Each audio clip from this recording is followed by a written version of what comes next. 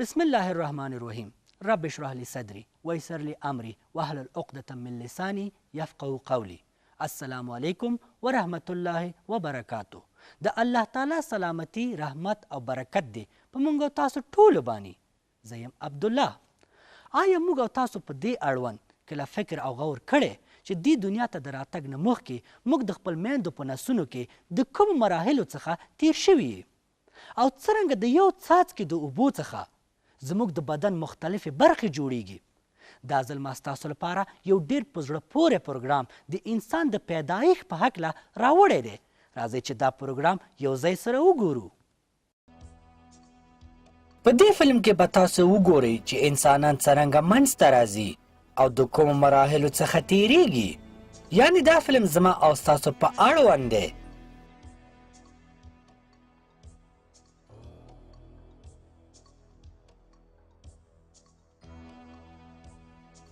راځئ چې اوس لږ شاته ولاړ شو او وګورو چې یو وخت انسانان څه شی وو.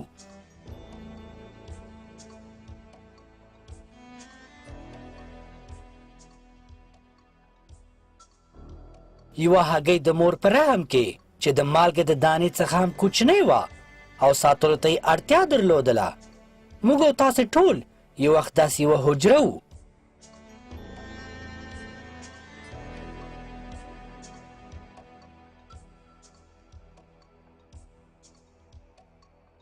دا حجره بیا په څو برخو وویشل شوه. د ویشل کېدو نه وروسته په یوه ټوټه د غوښې بدلیږي. دا ټوټه د غوښې بیا ځان ته یو شکل او صورت غوره کوي او لاسونه او پښې ترې جوړیږي.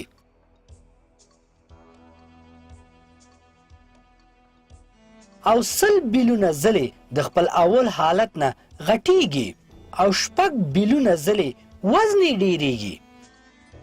الله تعالی د یو څاڅکي اوبو څخه انسان جوړ کړ په بې حسابه معجزو سره.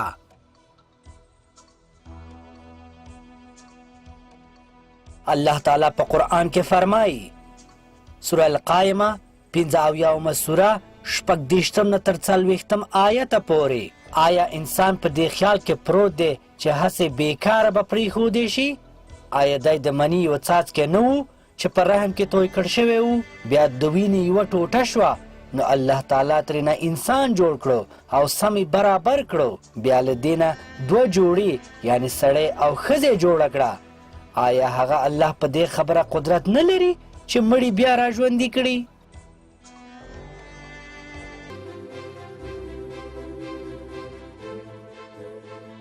د انسان د پیدایښت معجزې. موږ په خپل ورځني کارونو کې دومره ډوب یو چې یوه لویه معجزه مو هیره کړې ده. دا معجزه هره ورځ زموږ د سترګو په وړاندې پیښیږي. دا معجزه د انسانانو د پیدایښت ده. دا معجزه د یوې هګۍ نه چې د مور په ځان کې پیدا کیږي پیل کیږي.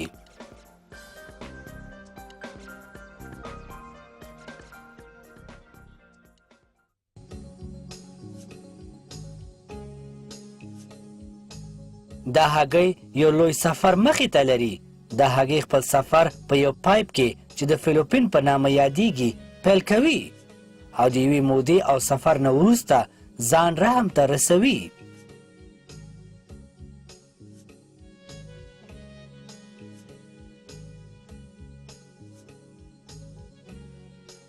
مخکې له دې نه چې هګۍ غټه شي، فیلوپین پایپ ځان د هغې راتلو ته تیاروي او بیا د یو ډول خوځېدونکي حرکت په نتیجه کې هګۍ ځان ته راکاږي او سفر همدې ځای نه پیل کیږي. په زړه پورې خو دا ده چې دا هګۍ خپل سفر بې له کوم لارښود لکه د سترګو او پښو څخه سر ته رسوي.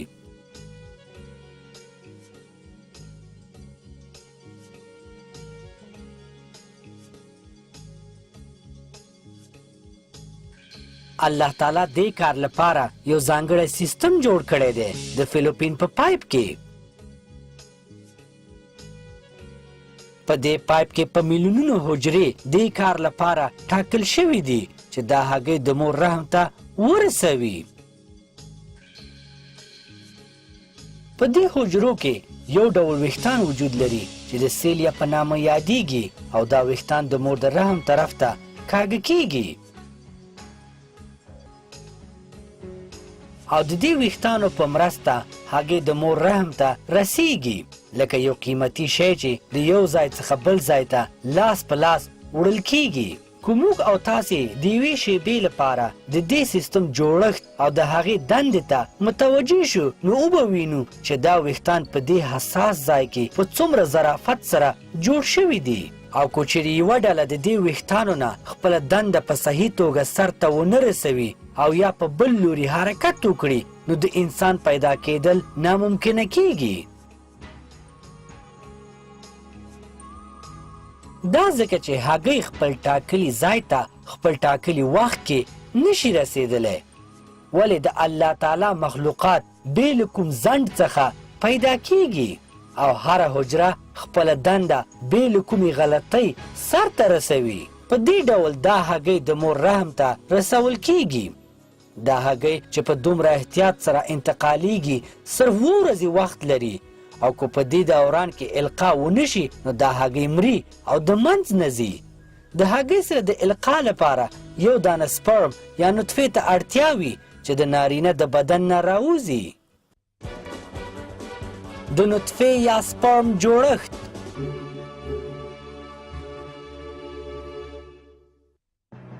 نطفه یوه حجره ده او دنده یې دا ده چې د سړي جنټیک ډیټا یا معلومات هغه هګۍ ته چې د مور په رحم کې ده انتقال کړي که موږ نطفه په دقت سره مطالعه کړو نو معلومه به شي چې دا یو ډول ځانګړی ماشین دی چې ورسپارل شوې دنده ترسره کوي د نطفې په مخکنۍ برخه کې یو پوښ وجود لري چې د ډال په توګه کار کوي منځنۍ برخه کې یو بل پوښ هم وجود لري چې هغه هم د ډال په توګه کار کوي او د جنټیک ډیټا څخه د سفر په اوږدو کې حفاظت کوي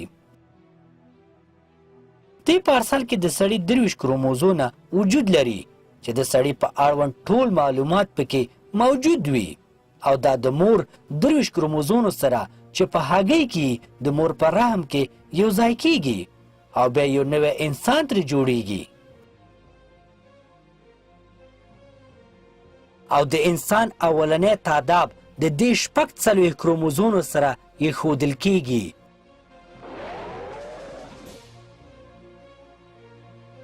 د دې نه پرته نطفه په خپل جوړښت کې نور شیان هم لري د مثال په توګه د نطفې منځنۍ برخه کې یو قوي ماشین ځای په ځای شوی دی او د نطفې لکۍ هم د دې ماشین پورې نښتې ده او دا ماشین د انرژي په واسطه دا لکۍ خوځوي د لکۍ د خوځېدو په نتیجه کې نطفه حرکت کوي او مخ په وړاندې ځي د دې لپاره چې دا ماشین انرژي تولید کړي تیلو ته اړتیا لري د دې لپاره هم ترتیبات نیول شوي دي او هغه داسې چې د نطفې څلورو خواوو ته یو ډول مایع وجود لري چې د فرکټوس په نامه یادیږي دا فرکټوس ماشین ته تیل ورکوي د سفر په اوږدو کې مننه د الله تعالی څخه چې نطفې راساً د هګۍ په لوري حرکت کوي د نطفې اوږدوالی او هغه واټن چې وهي په دقیقه توګه حساب شوي دي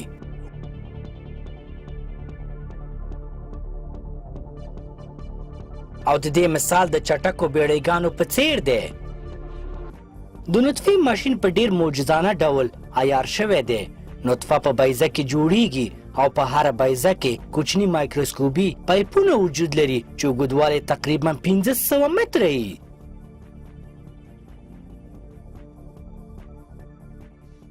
او په دې پایپونو کې لکه د عصري فابریکو په شان تولیدي سیستم وجود لري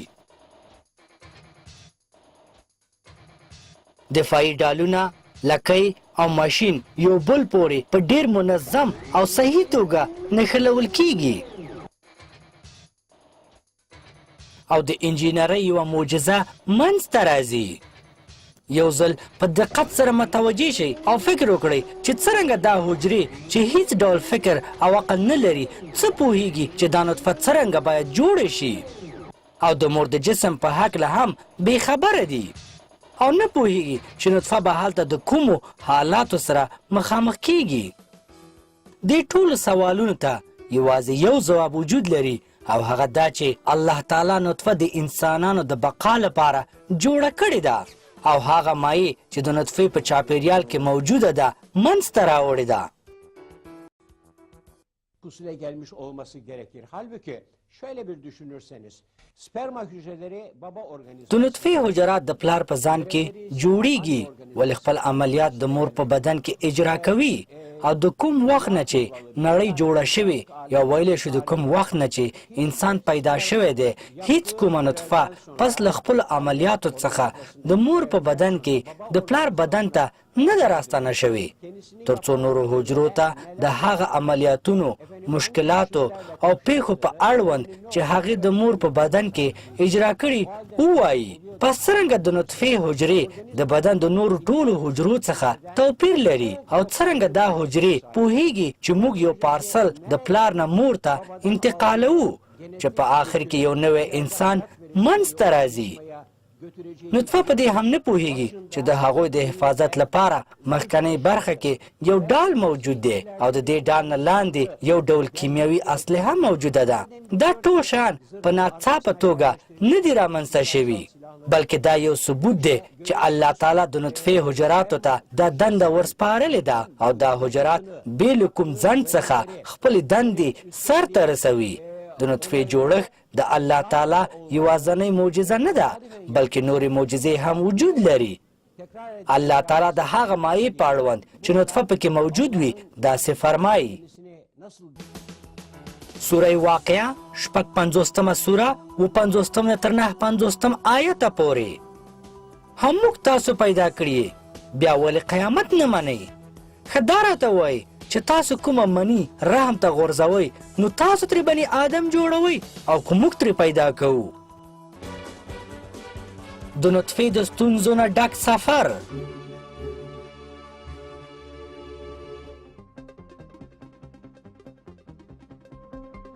د نارینه جسم څخه ښځینه جسم ته تقریبا 250 میلیونه نطفې په یو ځل کې خوشې کیږي.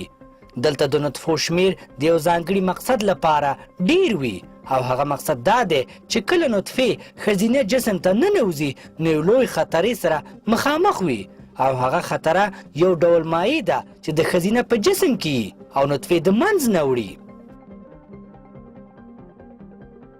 او په څو دقیقو کې ښځینه جسم د لکونو مړو نطفو نه ډکیږي او په څو ساعتو کې د دغه 250 میلیونه نطفو نه ډیر زیاتې د منځ نه ځي او مري.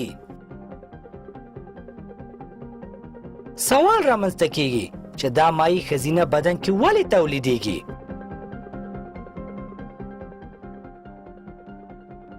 دا مایع د ښځینه جسم د حفاظت لپاره ډیره ضروري ده او دا مایع د میکروب وژلو خاصیت لري. د دې له خاطره ډیرې نطفې هم د منځ نه وړي.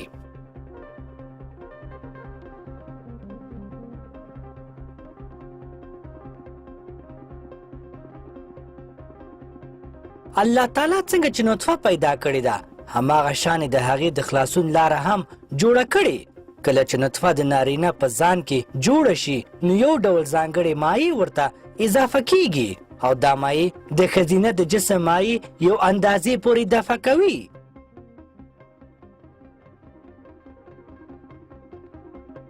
پس څرنګه دا نطفې چې هیڅ ډول عقل نه لري او نه کله دې ځای ته راغلي دي پوهیږي چې کومسې لاړې شي او هغه هګۍ چې د مالګې د دانې څخه هم وړه ده څرنګه پیدا کړي.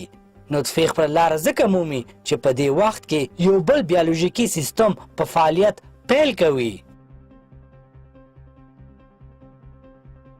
هګۍ چې د نطفو څخه تقریبا 15 سانتي وړاندې یو ډول کیمیاوي امواج نطفو طرف ته لیږي او د دې امواجو په نتیجه کې نطفې راسن د هګۍ په لوري حرکت کوي.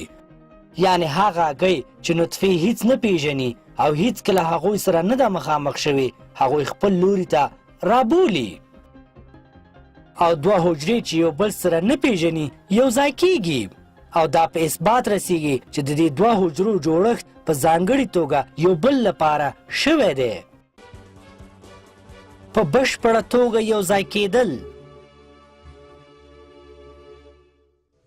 بیا تقریبا 100 دانې نطفې په دې بریالی کیږي چې ځان هګۍ ته ورسوي، خو د دوی سیالي دلته نه ختمیږي، ځکه چې یوازې یوه نطفه کولی شي هګۍ ته ننوځي او هغې سره یو ځای شي. په دې ځای کې د نطفو لپاره لویه ستونزه د هګۍ بیروني پوښ یا ډال دی. دا ډال هګۍ نه حفاظت کوي او هر شی چې ورته نږدې شي هغه د منځ نه وړي. د دې مقابلې لپاره هم په نطفه کې یو ډول اسلحه جوړه شوې، د بهرنۍ ډال نه لاندې د کوچنیو برمو په شکل کې.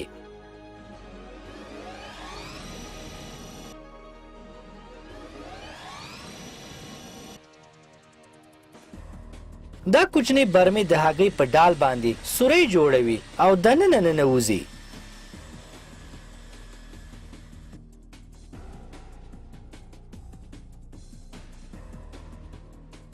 څنګه چې نطفه هګۍ ته ننوځي خپل بهرنی ډال د منځ نه وړي، او دا د اول نه همداسې پلان شوی و.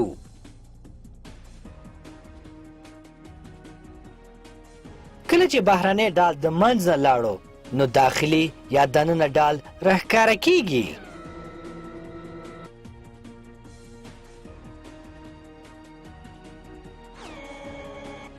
او د هګۍ د داخلي ډال څخه دننه ورنوځي. اوس تاسو هغه تصویرونه وینئ چې د الکترو مایکروسکوپ په ذریعه اخیستل شوي دي. په دې تصویرو کې تاسو وینئ چې نطفه یو سور ډولی پوښ لري چې ورو ورو د منځ نه ځي او د هګۍ داخلي برخې ته ننوځي.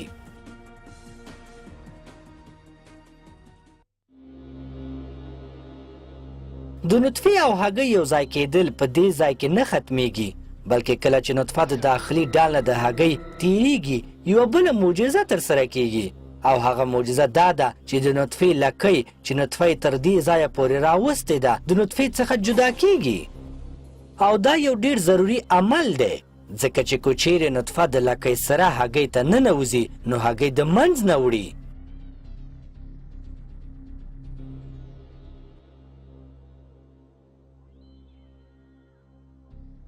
دې ته ورته سیستم په سفینو کې هم استعمالیږي. کله چې سفینه د ځمکې د مدار څخه وځي نو خپل ټانکیګانې د ځان څخه جدا کوي، ځکه چې هغوی ته نور اړتیا نه وي.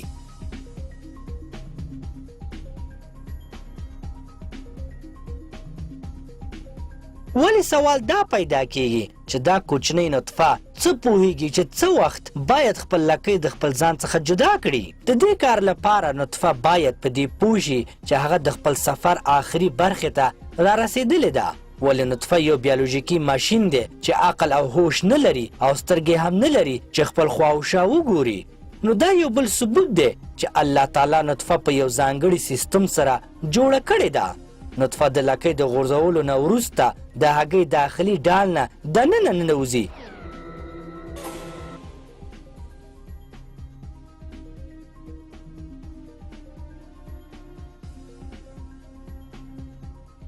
او خپل بار هلته خالی کوي، یا ویلی شو چې کروموزومونه هلته پرېږدي. او د کروموزومونو دا سفر همدلته پای ته رسیږي. موږ او تاسو ولیده چې د نارینه کروموزومونه د څومره معجزاتو نه وروسته خپل ځای ته راورسېدل. لکه څنګه چې موږ او تاسو ولیده د نطفې او هګۍ یو ځای کېدل پوره یو پلان و چې په ډېر ښه طریقه سر ته ورسېده او د غلطۍ هیڅ ډول ګنجایش پکې وجود نه لري. دا پلانونه او سیستمونه موږ ته په اثبات رسوي چې دا ټول شیان په دې ظرافت او باریکۍ د الله تعالی په حکم سره جوړ شوي دي، او دا شیان د هغه د علم، قدرت او رحمت ښکارندوی دي. امبریو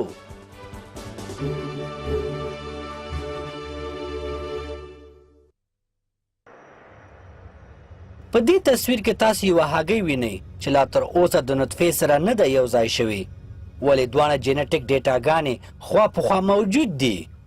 او اوس یوه لویه معجزه ترسره کیږي، او دا جینټیک ډیټاګانې سره یو ځای کیږي او یو نوی انسان ترې جوړیږي د الله تعالی په حکم سره. نطفه او هګۍ سره یو ځای شو.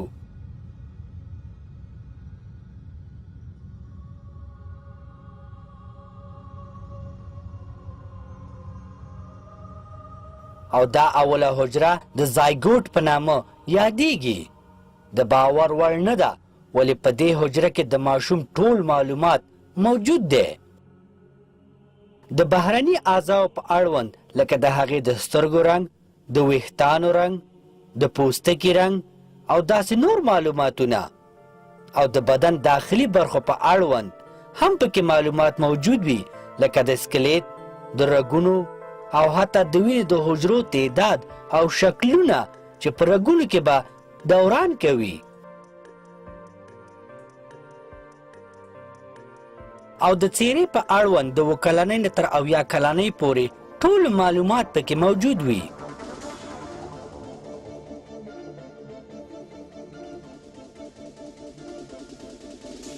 پس له هغې نه چې القا وشي یو بل په زړه پورې عمل سر ته رسیږي او هغه دا چې حجرې ځان په 2 بیا په 4 بیا په 8 بیا په 14 برخو ځان وشي او په دې ډول د یو نوي انسان جوړېدل پیل کیږي. پس څرنګه دا حجرې ځان په 2 برخو وشي او چا ورته ویلي چې یو نوی انسان جوړ کړه. د دې سوالونو ځوابونه زموږ ایمان قوي کوي په الله تعالی باندې. زموږ او د دې حجرو جوړښت په موږ کې د الله تعالی له خوا نه دی او الله تعالی د ټول جهان خالق دی. اوس تاسې د دې حجرې سفر په فلوپین پیپ کې وینئ او په عین وخت کې د هغوی ویشېدل په 2 برخو وینئ. د حجرو دې مجموعې ته ماریولا وایي.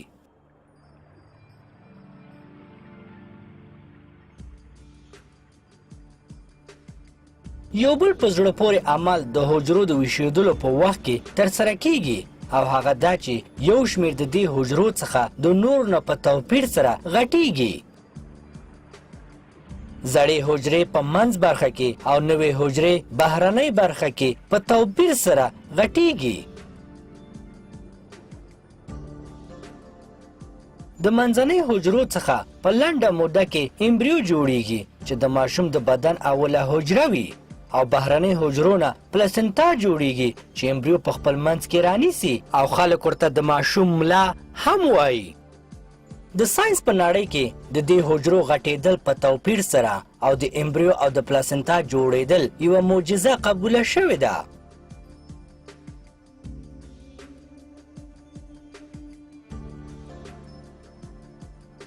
په دې کې یو ځانګړی سیستم موجود دی چې حجرې داسې نمو کوي او غټیږي.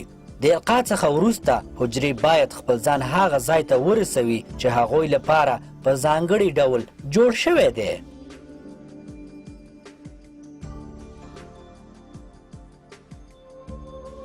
او هغه ځای د مور رحم دی. بیا دا حجرې باید د رحم د دیوال پورې ځان ونښلوي تر څو د هغه ځای څخه بهر نشي.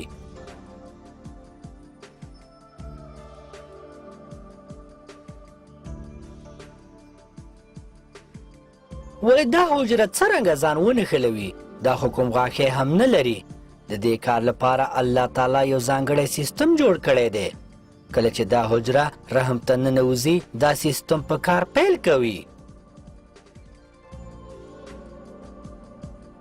اوس تاسو د حجرو یوه ډله وینئ چې رحم ته را رسېدلې ده او اوس موږ کولی شو د الکترو مایکروسکوپ په ذریعه دا وینو.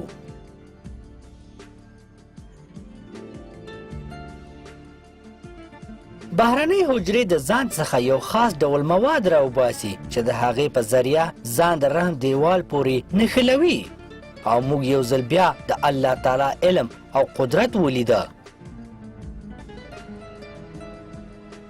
نوی ساینس او ټکنالوژي دا ثبوت کړي چې دا حجره د رحم دیوال کې ځان ښخوي او دا ژوندی شی چې د رحم پورې نښتی دی او غټیږي د امبریو په نامه یادیږي.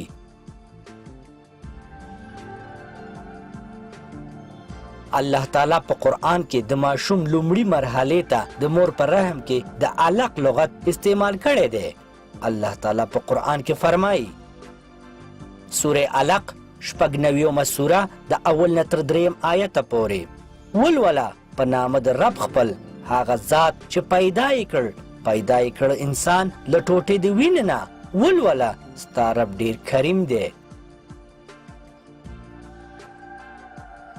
د علق لغت په عربي ژبه کې 3 معنی لري. اول کوم شی چې د یو ځای پورې راځوړند وي. دویم کوم شی چې یو ځای کې ښخ وي. دریم د وینې ټوټه. الحمدلله دا 3 وړه معنی د نطفې دې مرحلې لپاره صحیح دي. هغه وخت کې چې قرآن نازل شوی و د انسانانو د بیولوژي علم ډیر کم و، ولی بیا هم الله تعالی داسې لغت استعمال کړی دی چې د اوسني ساينس سره سمون خوري، او دا یو ثبوت دی چې قرآن د الله تعالی کلام دی.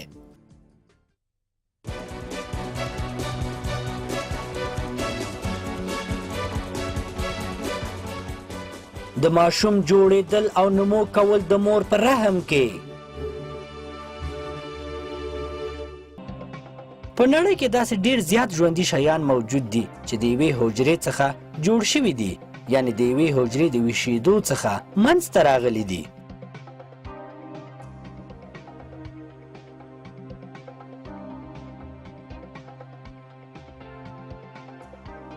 امبریو د مور په رحم کې مخ په غټېدو وي، او که چیرې یو لوی عالم او ډیزاینر وجود نه درلودلی نو دا حجرې به ټولې په یو شان غټېدلی، او هغې ته به موږ انسان نشو ویلی، او یو بې شکله او بې ډیزاینه موجود به وی. ولې داسې نه کیږي ځکه چې حجرې په خپل سر نه دي بلکې د کنټرول او حکم لاندې دي. د القا نه وروسته حجره په څو برخو ویشل کیږي د هغه حکم په مطابق چې هغې ته ورکړ شوی دی. اوس موږ او تاسې شاهدان یو د یو داسې عمل چې د ساینس په نړۍ کې معجزه قبوله شوې.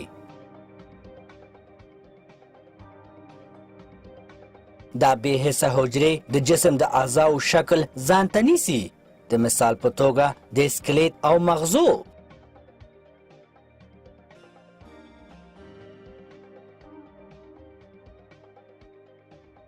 د مغزو حجرې په دې خالیګاه کې نمو کوي.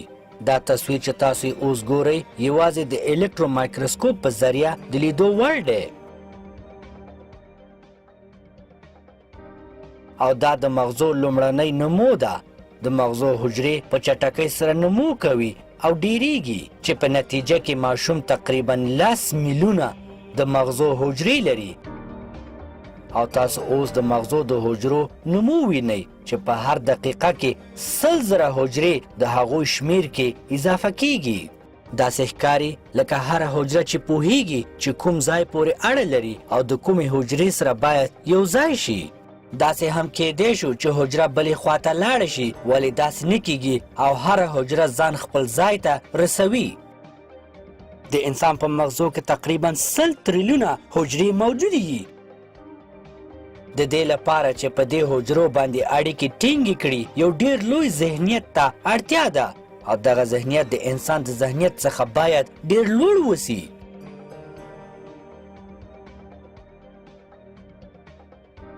ولې دا حجرې عقل نه لري چې فکر وکړي. نه یوازې د مغزو حجرې بلکې د ټول بدن حجرې هر چیرې چې پیدا شي ځان هماغه ځای ته رسوي چې د هغو لپاره ټاکل شوی دی، او د هماغه حجرو سره اړیکې ټینګوي چې د هغو لپاره جوړې شوي دي. د دې ټولو تشریحاتو نه وروسته دا پوښتنه رامنځته کیږي چې دا څوک دی چې دې حجرو ته لارښوونه کوي او هغه کنټرولوي. بېشک چې دا یو ذات دی او هغه الله پروردگار دی چې زموږ خالق دی. Bir yere gelir, rahme gireceği yeri seçer ve oraya yapıştıktan sonra پس څرنګه دا یو شانته حجرې د یو ځای نه بل ځای ته ځي، او داسې ښکاري چې هغوی ته حکم راغلی وي د کوم ځای نه چې د بدن فلانکۍ برخې ته لاړې شي او هغه برخه جوړه کړئ. sağlamaya çalışırlar. Bu açıkça gösteriyor ki bu aynı olan hücreler لکه یو شمیر ماغزه، یو شمیر زړه او نور د بدن مختلفې برخې جوړوي. بېشک چې الله تعالی دا هر څه په خپل حکم سره جوړوي. bazıları ise diğer organları teşkil ederler. په دې وخت کې د ماشوم جوړښت د مور په رحم کې روان وي. ځینې حجرې د نمو په وخت کې په توپیر سره غټیږي. په دې وخت کې په زرونو حجرې سره یو ځای کیږي او زړه جوړوي، او دا زړه به د ژوند تر آخره پورې همداسې درزیږي.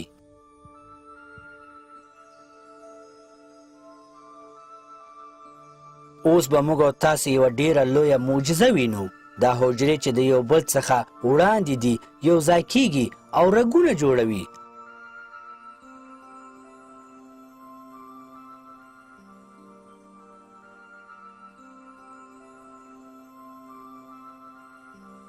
دا حجرې څه پوهیږي چې باید سره یو ځای شي او رګونه جوړ کړي؟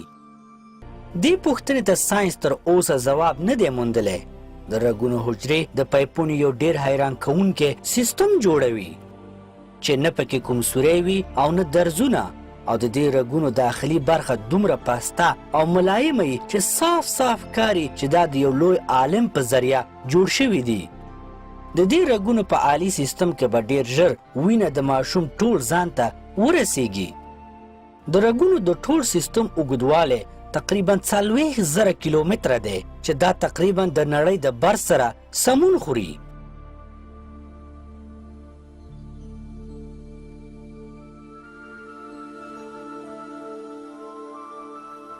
د مور په رحم کې د ماشوم نمو دوام لري او په 5مه اونۍ کې د امبریو لاسونه او پښې راښکاره کیږي.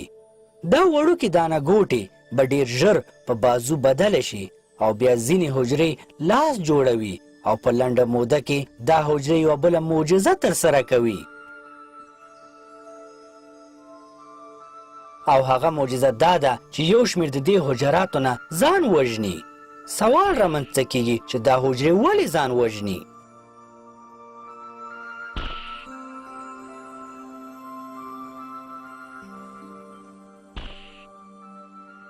دا حجرې د ځان وژنې سره یوه لویه دنده ترسره کوي او هغه دا چې زموږ د ګوتو ترمنځ باید فاصله وسي تر څو زموږ ګوتې په صحیح ډول حرکت وکړي.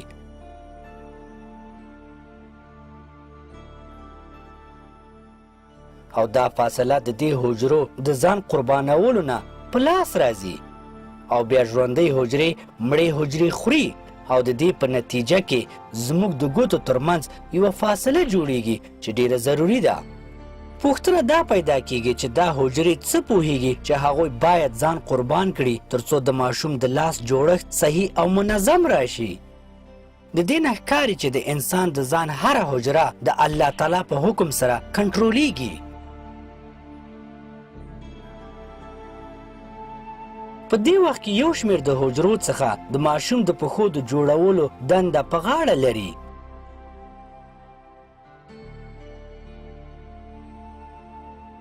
په دې حال چې دا حجرې په دې نه پوهیږي چې کله دا ماشوم دنیا ته راشي نو د ګرځېدو لپاره پښو ته اړتیا لري، ولی بیا هم دا حجرې د ماشوم پښې جوړوي او ګرځېدو ته یې چمتو کوي.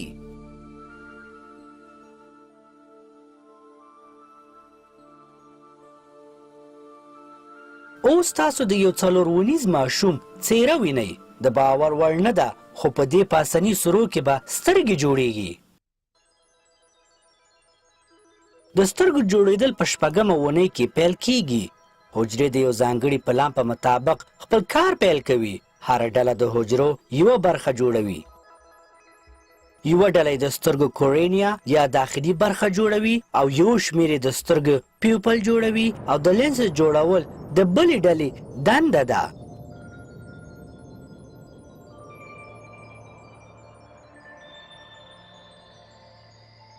هر کله چې حجرې خپله دنده ترسره کړي هماغه ځای کې ودرېږي نو بیا سترګې چې د 40 مختلفو موادو نه جوړیږي مکملې شي. سترګې د نړۍ تر ټولو بهترینو کمرو څخه حسابیږي چې د مور په رحم کې د هیڅ نه منځته راځي او دا د مخکې نه پام کې نیول شوي چې کله انسان دې ښکلې او رنګارنګې دنیا ته راشي نو سترګو ته اړتیا لري. نو ځکه الله تعالی موږ ته سترګې راکړي دي او د آوازونو اوریدل هم په نظر کې نیول شوي. نو ځکه موږ ته د مور په رحم کې غوږونه راکول کیږي. دا حجرې چې غوږونه ترې جوړیږي د آواز د جذب کولو خاصیت لري. دا سترګې او غوږونه د الله تعالی ډیر لوی نعمتونه دي او موږ باید هر وخت د الله تعالی څخه د دې نعمتونو لپاره شکر وکړو. الله تعالی په قرآن کې فرمایي سوره نحل 14 سوره 28 آیت الله تعالی تاسو ستاسو د میندو د نسونو نه راویستلی په داسې حال کې چې په هیڅ نه پوهېدئ او الله تعالی ستاسو غوږونه سترګې او زړونه جوړ کړل د دې لپاره چې تاسو شکر ادا کړئ. د قرآن معجزې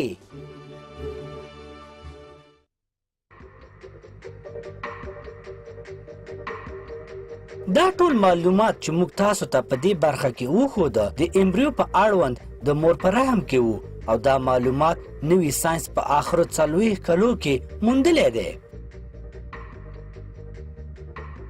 دا د ساینس موندنې موږ ته د قرآن معجزې په اثبات رسوي. تر څو کلو مخکې پورې ساینس پوهانو دا فکر کوو چې د ماشوم غوښه او هډوکي یو ځای منځته راځي، ولې د ساینس نوې څېړنې وایي چې اول د انسان هډوکي پیدا کیږي او بیا دا هډوکي په غوښه پوښول کیږي. ولې په زړه پورې خو دا دی چې دا معلومات الله تعالی موږ ته په قرآن کې 1400 کاله مخکې راکړی دی. سوره المؤمنون 23مه سوره 14 آیت. بیا مو د هغې څاڅکي د اوبو نه ټوټه د وینې جوړه کړه، بیا مو د هغې ټوټه د وینې نه د غوښې پوټی جوړ کړه، بیا مو هغه پوټی هډوکی کړ، بیا مو په هغې هډوکي باندې غوښه وخیژوله، بیا مو ترېنه یو بل نوی مخلوق جوړ کړ. پس لوی دی هغه الله چې د ټولو نه ښه جوړونکی دی. نوی ساینس وایي چې ماشوم د مور په نس کې د 3 مرحلو څخه تیریږي او د بیسیک امبریولوژي په نامه کتاب کې داسې لیکل شوي دي چې ماشوم د مور په رحم کې د 3 مرحلو نه تیریږي. پری امبریونیک اولې 2 هفتې، امبریونیک د 8مې اونۍ تر آخره پورې، فویتال د 8مې اونۍ څخه تر پیدایښه پورې. دا معلومات هم موږ ته په قرآن کې 1400 کاله مخکې الله تعالی راکړی دی. سوره الزمر 9 سوره 6 آیت. هغه تاسو ستاسو د میندو په خېټو کې په مختلفو مرحلو کې په 3 تیارو کې دننه پیدا کوي. همدا الله ستاسو رب دی. بادشاهي یوازې د هغه ده، د هغه نه بغیر بل معبود نشته. نو بیا تاسو کوم خواته روان یاستئ؟ پلاسنتا یا د مور په رحم کې د ماشوم ملا.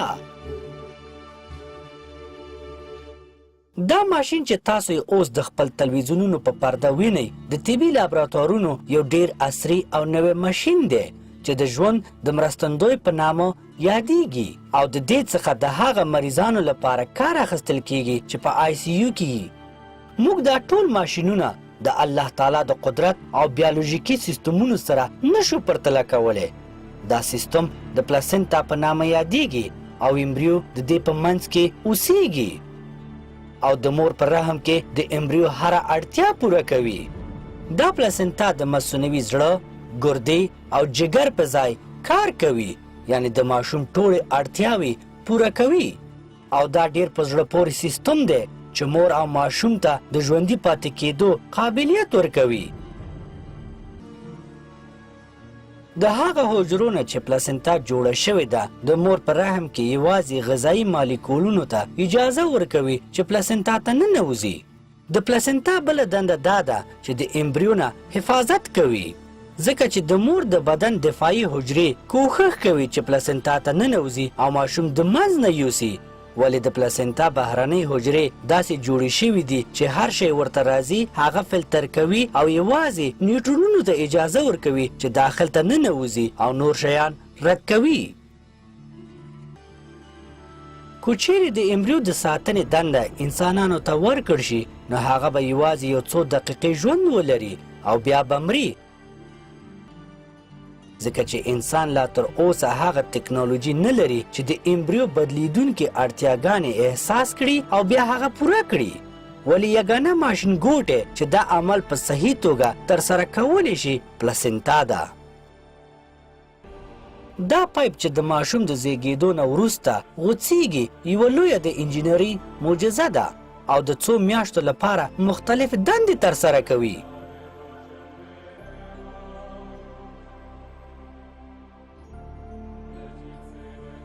دا پایپ په داخل کې په 2 برخو ویشل شوی دی.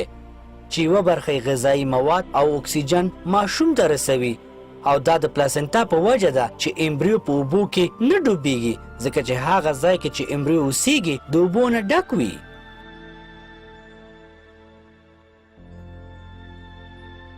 او د ولږې نه هم نه مري په دې حال چې د هغې د هضمي سیستم لا تر اوسه هم نه جوړ شوی.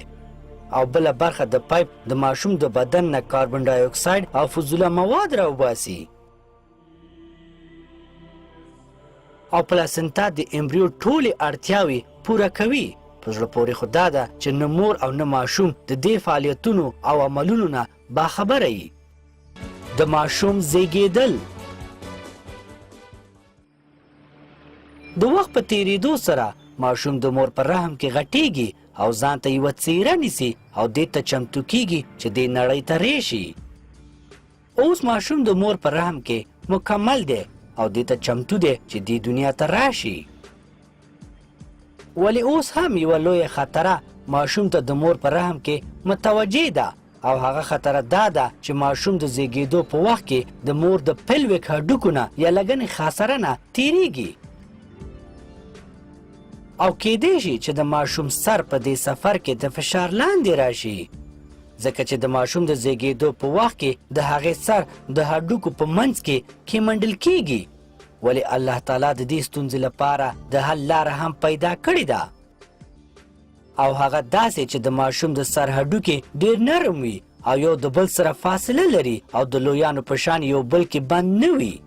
په دې ډول د زیږېدو په وخت کې دا هډوکي یو بل باندې خیږي او د هډوکو د ماتېدو نه مخنیوی کیږي او ماشوم روغ رمټ دنیا ته راځي او بیا د وخت په تیریدو سره دا هډوکي یو بل سره نښلي او کلکیږي او ماشوم خپل عادي ژوند پیل کوي.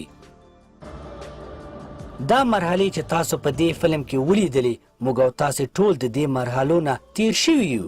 د مثال په توګه د نطفې په ډول د هګۍ لوري ته موږ ټولو حرکت کړی دی او د نطفې او د هګۍ د یو ځای کېدو نه وروسته د مور په رحم کې د یوې حجرې په شکل ژوند مو پیل کړو او هغه وخت موږ د خپل ځان په اړوند هیڅ ډول معلومات نه درلوده. بیا الله تعالی موږ ته یو ځانګړی صورت راکړو او د یو حجرې څخه یې جوړ او ژوند یې راوبښه او دا زموږ دنده ده چې په خپل پیدایښت باید فکر او غور وکړو او تل د الله تعالی شکر ادا کړو او د هغې منندوی اوسو او دا باید هیر نه کړو چې زموږ رب اول ځل موږ په څه ډول جوړ کړي یو او د مرګ نه وروسته دویم ځل زموږ پیدا کول هغې لپاره هیڅ کوم د ستونزې کار نه دی.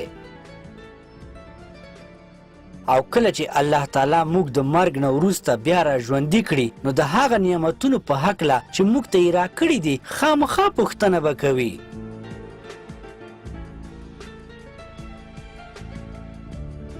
او هغه چا چې خپل پیدایښت ویر کړی وي نو هغه خلک به په زیان کې وي. الله تعالی په قرآن کې فرمایي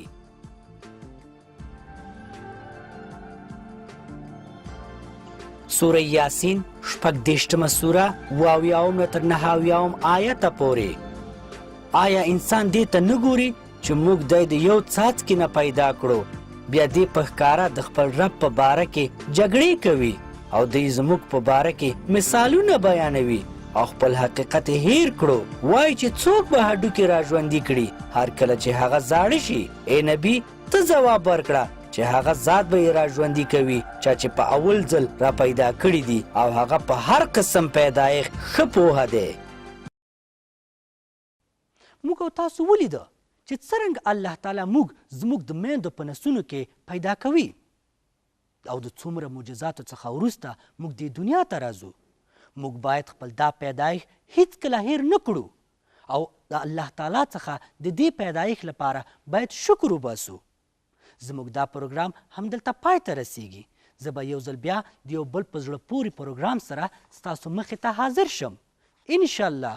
ولې تاسو په یاد ولرئ والعصر ان الانسان لفی خسر الا الذين آمنوا وعملوا الصالحات وتواصوا بالحق وتواصوا بالصبر. السلام علیکم ورحمة الله وبرکاته.